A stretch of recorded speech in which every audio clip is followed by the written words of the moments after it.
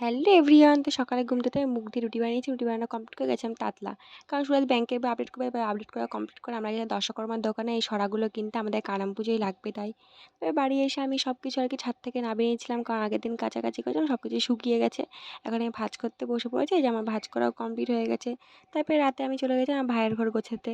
এই যে দেখো আমি এখন চাদ্দি টাঙিয়েছি, কারণ আমাদের উপরে হচ্ছে টালির চাল, তো নোংরা পড়ে। তো এটা দিলে কি হয়, নোংরাটা নিচে পড়বে না, এর মধ্যেই বেঁধে থাকবে।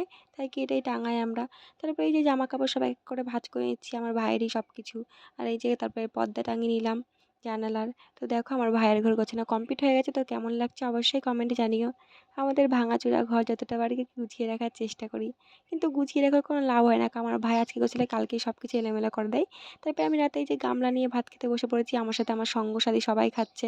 তারপরে রাতে খেয়ে দিয়ে আমরা গেছিলাম নাচ করতে। তো ভিডিওটা এই পর্যন্ত, ভালো লাগে লাইক কমেন্ট শেয়ার, নতুন থাকলে অবশ্যই ফলো করে দিও। বাই।